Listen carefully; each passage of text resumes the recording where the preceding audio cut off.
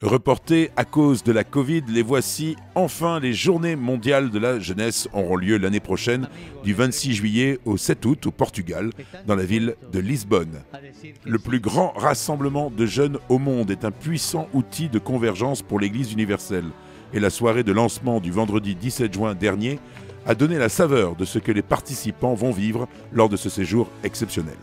Le thème de la soirée, le Portugal.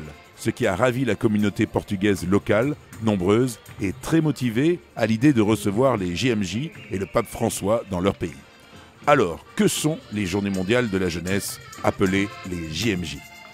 Créées au début des années 80 par le pape Jean-Paul II, elles regroupent tous les 3-4 ans des jeunes de 16 à 35 ans de tous les diocèses du monde.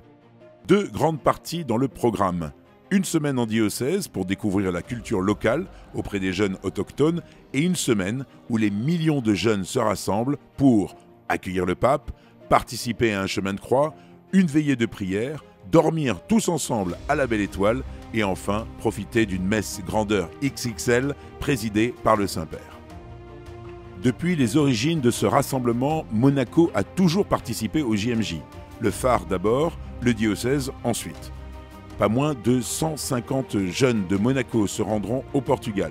Une belle délégation regroupant tous les mouvements de jeunes et les paroisses qui sera conduite par notre archevêque Monseigneur Dominique-Marie David. Le vendredi 17 juin dernier, le départ de cette année de préparation a été donné et les inscriptions ouvertes.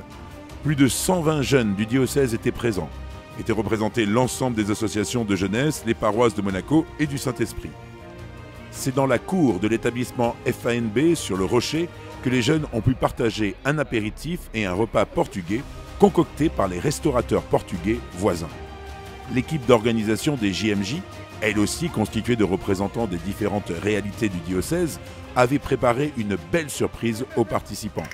L'association folklorique des Portugais de Monaco, venue en nombre, ont proposé sur la scène des danses et de la musique traditionnelle. Ils ont ensuite invité les jeunes à les retrouver pour danser ensemble. Un super état d'esprit et un bon repas ont donné le ton de la fête et de l'ambiance qu'ils retrouveront au Portugal pendant les 15 jours à l'été 2023. La centaine de jeunes s'est ensuite rendue à la chapelle de la Visitation du lycée Albert Ier. Ce fut l'occasion pour l'archevêque de transmettre l'esprit des JMJ et l'importance d'un tel rassemblement, vecteur d'une jeunesse internationale, certes, mais aussi locale. Et c'est bien cet esprit que le service des jeunes, sous la houlette de Clotilde Bresson et Damien Giuliano, a la tâche de maintenir à travers les associations et les paroisses monégasques ou des communes limitrophes tout au long de l'année. Nous l'avons bien vu, les jeunes aiment se retrouver, être chrétiens ensemble. Quelques informations pratiques ont ensuite été distillées et la soirée s'est achevée avec des chants de louanges partagés entre tous, avec beaucoup d'émotion et une incroyable motivation des jeunes présents pour participer l'année prochaine à cet événement exceptionnel. Écoutons quelques réactions à la sortie de la chapelle de ces jeunes pleins d'entrain.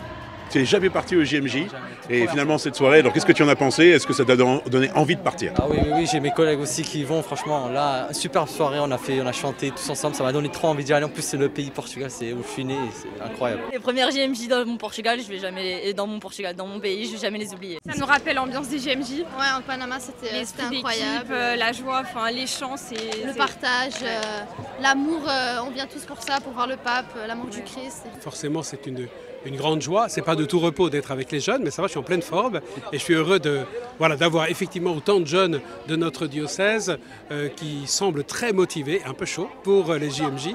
Donc c'est vraiment une grande joie de les voir aussi rassemblés. Je l'ai dit au début de cette veillée de prière, les jeunes de nos paroisses, de nos mouvements, de nos écoles, réunis ensemble pour se préparer au JMJ, pour vivre une expérience spirituelle, fraternelle, de joie et de fête. Oui, c'est important. Franchement, j'ai beaucoup aimé cette soirée parce que ça nous montre un peu comment sera le voyage et tout. Et franchement, j'ai beaucoup aimé et j'aimerais beaucoup faire ce voyage du coup. Je suis très content de voir beaucoup de jeunes réunis comme ça. Ça me fait plaisir parce que quand je suis allé en Pologne, on était vraiment un petit groupe. Et là, de voir franchement tout cet enthousiasme qui se crée, franchement, ça promet. Là, je m'inscris directement. Ce soir, je m'inscris QR code, ça part direct. On vous attend et comme ça, on va profiter, on va s'amuser et ça va être super. Vous l'avez compris, les inscriptions sont ouvertes. Si vous avez entre 16 et 35 ans en 2023, inscrivez-vous sur le site du diocèse, diocèse.mc, ou scannez le QR code qui s'affiche. Marie se leva et partit en hâte. C'est le thème de ces prochaines JMJ. Alors vous aussi, comme Marie, engagez-vous, levez-vous et inscrivez-vous. Rendez-vous au Portugal.